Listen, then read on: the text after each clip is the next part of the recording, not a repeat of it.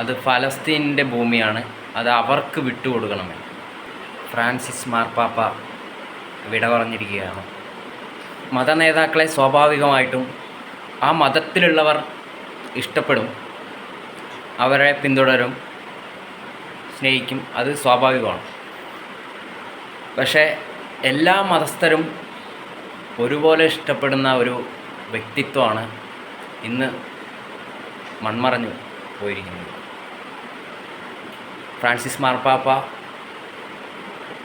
പല കാര്യങ്ങളിലും, പല ലോകകാര്യങ്ങളിലും മനുഷ്യത്വപരമായ നിലപാടുകൾ സ്വീകരിക്കുകയും മറ്റുള്ളവരുടെ ഭീഷണികളോ ബാഹ്യശക്തികളുടെ ഇടപെടലുകളോ സ്വന്തം വാക്കുകൾക്ക് തടയിടാൻ അദ്ദേഹം സമ്മതിച്ചിട്ടില്ല. ഇപ്പോൾ പലസ്തീൻ വിഷയം ഉണ്ടായപ്പോൾ മാർപ്പാപ്പയുടെ ഇടപെടൽ, മാർപ്പാപ്പ വ്യക്തമായിട്ട് പറഞ്ഞു, അത് ഫലസ്തീനിൻ്റെ ഭൂമിയാണ്, അത് അവർക്ക് വിട്ടുകൊടുക്കണമെന്ന്. നമ്മുടെ നാട്ടിലെ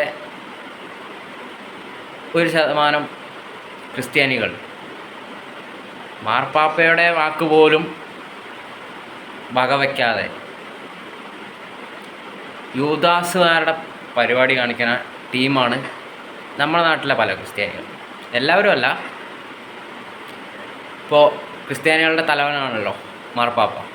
അദ്ദേഹത്തിൻ്റെ വാക്കുകൾക്ക് പോലും വിലയില്ലാതെ ഏതെങ്കിലും ഒരു സംഘടന പ്രചരിപ്പിക്കുന്ന കാര്യങ്ങളെ അത് എടുത്ത് പൊക്കിപ്പിടിച്ചുകൊണ്ട് സമൂഹത്തിൽ മതവിദ്വേഷം ഉണ്ടാക്കുക.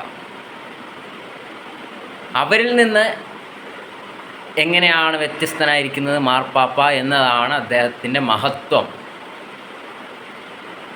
പണ്ട് യേശുക്രിസ്തുവിനെ കൂടെ നിന്നവരെന്നെ ചതിച്ചതാണ് യൂദാസ് എന്നാ പറയാം. അതുപോലെ സ്വന്തം ജനങ്ങളെ എല്ലാവരെയും സ്നേഹിക്കണം എന്നാണ് യേശുക്രിസ്തു പറഞ്ഞിരിക്കുന്നത്. അല്ലാതെ സ്വന്തം മതക്കാർ മാത്രം നന്നാകണം എന്നല്ല. സത്യത്തിനും നീതിക്കും ധർമ്മത്തിനും വേണ്ടി നിലകൊള്ളണം എന്നാണ് ബൈബിളും പറഞ്ഞിരിക്കുന്നത്, യേശുക്രിസ്തുവും പറഞ്ഞിരിക്കുന്നത്. അങ്ങനെ ജീവിച്ചൊരു വ്യക്തിയാണ് ശ്രീ മാർപ്പാപ്പ. അദ്ദേഹത്തിന് ആദരാഞ്ജലികൾ അർപ്പിക്കുന്നു.